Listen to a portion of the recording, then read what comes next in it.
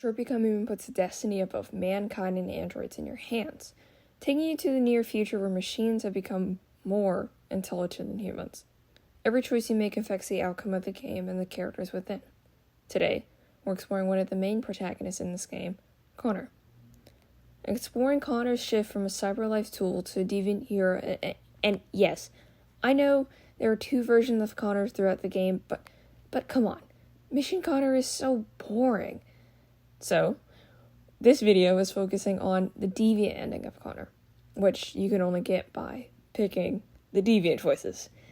So, what is this cause of Connor's change from being strict and swayed by CyberLife's orders to embracing his newfoundness of individuality and even freedom? Well, with the intro out of the way, let's roll into it. Connor, from a CyberLife pawn to a Deviant hero in Detroit Become Human. Who is Connor? Connor is one of the three main characters and arguably serves as the secondary protagonist in Detroit Become Human. He's an android created by CyberLife, a company that manufactures various androids including teachers, doctors, police officers, and even soldiers. Connor was specifically designed to assist in investigating cases involving Deviant androids, those who stray away from their programmed behaviors. He was assigned to the Detroit City Police Department, or DCPD for short, and partnered with Lieutenant Hank Anderson. Throughout the game, the choices you make highlight the dynamic between the compelling duo, which is one of my favorite aspects of the story. Connor's initial programming. Connor was initially designed to exemplify the principles of CyberLife's creations: logical, efficient, and entirely devoid of emotion or empathy. His mission is straightforward: track down deviants and eliminate them while avoiding his demise. Right? Connor's behavior mirrors his programmed duty to fulfill his objectives.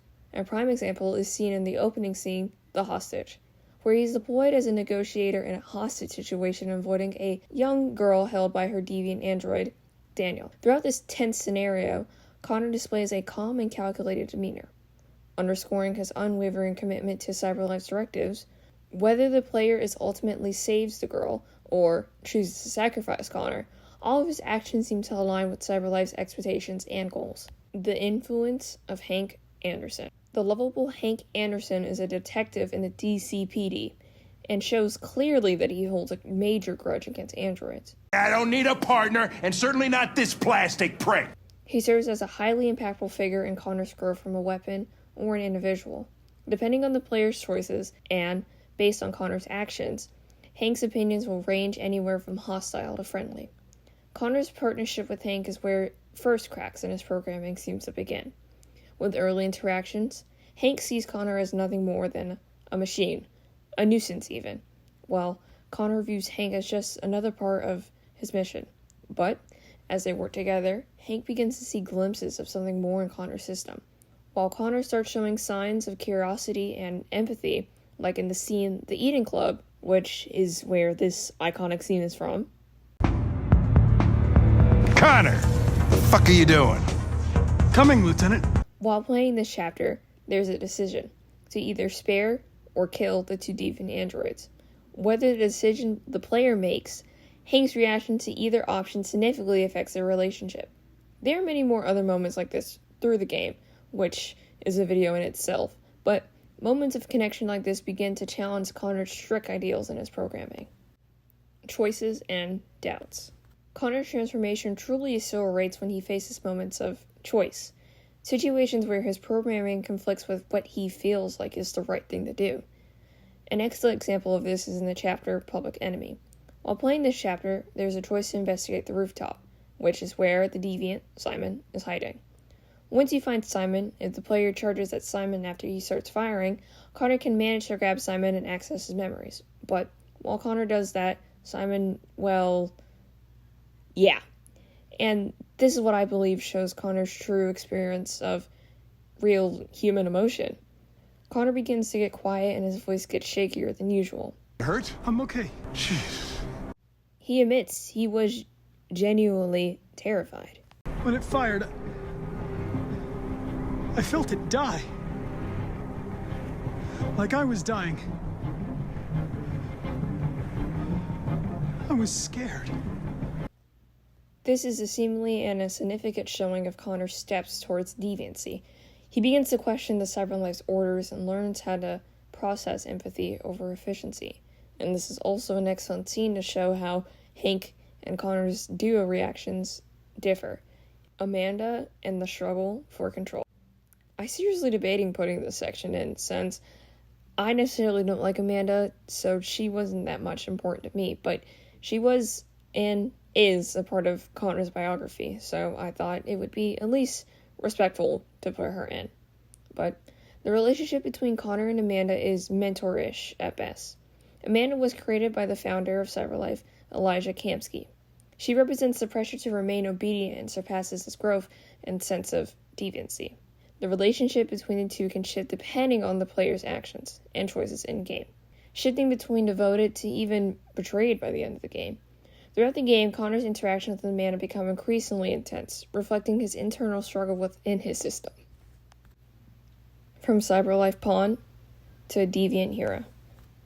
As the story progresses, Connor's showing of freedom and individuality shows more and more. One of my favorite interactions of this is Connor telling Hank that he generally likes working with him and admits it. But I want you to know I really appreciated working with you. That's not just my social relations program talking. I really mean that. At least, I think I do. It's not his system talking, it's Connor himself. Which shows the most significant of emotions and connection towards Hank. Connor's ultimate defining moment comes in crossing roads as well, which is when Connor shows up to the hideout of Deviant, Jericho, in his very New York City-ish outfit to ultimately off the leader of the Deviants, Marcus. Marcus is also one of the other three main protagonists in Detroit Become Human. During the game, Marcus becomes the leader of Deviants, directing them in either a violent or peaceful revolt against human oppression. Once these two meet, Marcus gives Connor a speech to reason with Connor, which, depending on the player's choice throughout the game with Connor, can ultimately choose between embracing the deviancy inside of him or remain a machine in CyberLife's grasp. By Connor rejecting his programming and being released from the palms of CyberLife, Connor becomes more than just an android. He becomes a symbol of freedom and individuality despite all odds. Embracing his newfound humanity from pawn to deviant, Connor's strength in humanity helps us really ground his character. It makes him arguably one of the best protagonists in this game to me.